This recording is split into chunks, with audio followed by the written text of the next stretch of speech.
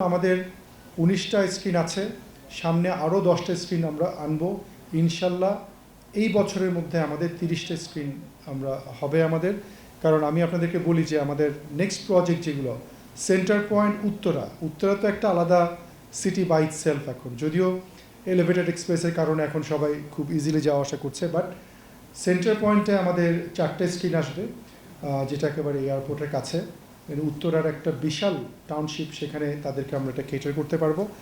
নারায়ণগঞ্জে আমরা সীমান্ত সম্ভার 2, যেখানে আমরা 3টে স্ক্রিন করছি, এবং বগুড়াতে 2টো স্ক্রিন আসছে। ঠিক এইভাবে আমরা আরও, এগুলো হচ্ছে যে আমাদের একেবারে সাইন প্রজেক্ট, কাজ শুরু হয়ে গেছে এবং কাজগুলো শেষ হবে এবছরে। আর সামনে এটা এটা এখনও সিক্রেট, বাট আমি জায়গাটার কথা বলতে চাচ্ছি না, তবে গুলশান বনের আশেপাশে কোথাও হবে। ওখানে ভালো একটা লাক্সারি সিনেমা হল আসছে। আমাদের চট্টগ্রামে সেকেন্ড প্রজেক্ট, আমরা ভ্যালি আর্কেড একটা প্রজেক্ট করেছি 3টে স্ক্রিনের। সেকেন্ড একটা প্রজেক্ট হবে যেখানে আমরা আরও 3টে স্ক্রিন করব। আমাদের কক্সবাজারের প্ল্যানটা অনেক আগে থেকেই ছিল, আমরা ডেভেলপমেন্ট করার পারমিশন পেলেই সেখানে 3টে স্ক্রিন আমরা করব। এবং কুমিল্লাতে আমাদের কথা চলছে, ওটা সাইন হয়ে গেলে ওখানে আমরা 3 থেকে 4টে স্ক্রিন করব। তো আমার ইচ্ছা আছে যে এখন আর্থসামাজিক অবস্থা ভালো হয়ে গেছে মানুষের। এখন আপনারা দেখবেন যে আমাদের উপজেলা লেভেলে গেলেও যেসব দোকানে আমি যাই, যে ঈদের সময় মানুষ কাপড় কিনছে, 20-50 হাজার টাকারও কাপড় কিনছে ওরা। তো তাদের অবস্থানও ভালো হচ্ছে, বাংলাদেশের রেমিটেন্স যোদ্ধারা টাকা পাঠাচ্ছে, তাদের যে পরিবার তারাও কিন্তু ভালো কিছু চায়, ভালো এন্টারটেনমেন্ট চায়। সেই কারণে আমরা বিভিন্ন উপজেলা লেভেলেও আমরা সিনেপ্লেক্স করার চিন্তা করছি। হয়তো অত লাক্সারিয়াস হবে না, তবে আমাদের same projection, same sound system, same seat, proper security নিয়ে আমরা ভালো সিনেপ্লেক্সগুলো করতে চাই।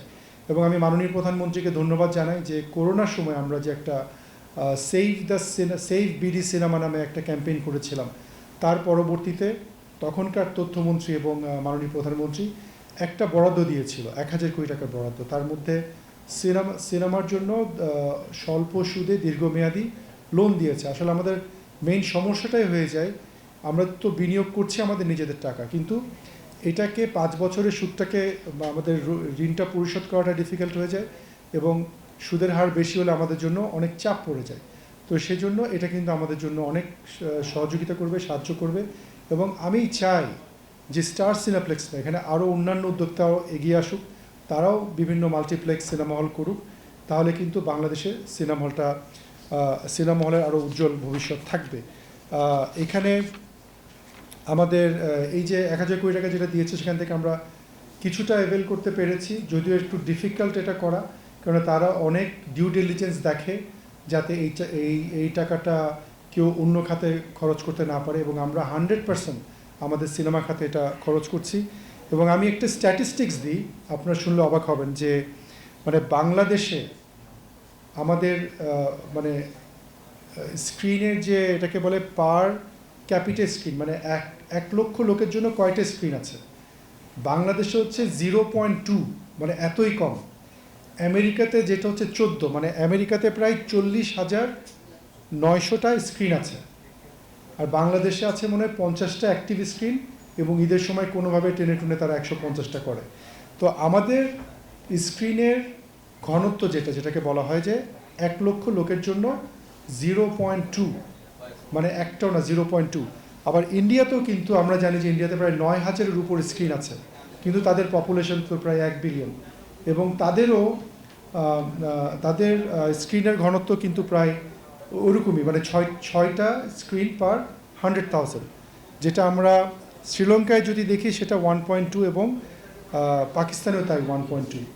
তো আমরা কিন্তু আন্ডার স্ক্রিনড, আমাদের অনেক স্ক্রিন দরকার। এককালে আমাদের এখানে 1200 স্ক্রিন ছিল, এখন নেই। সেই জায়গাটাতে আমি আসতে চাচ্ছি। আমি হয়তো একজন উদ্যোক্তা হিসাবে আমি 100টা স্ক্রিন করতে পারবো আমার লাইফ টাইমে, কিন্তু আমি চাই আমার মতো আরও 10টা উদ্যোক্তা এগিয়ে আসুক, তারাও স্ক্রিন করুক। আমরা কম্পিটিশনে বিলিভ করি না, আমি কোঅপারেটিশনে বিলিভ করি। আমরা তাদেরকে কোঅপারেট করতে চাই, তাদেরকে আমি সাহায্য করতে চাই।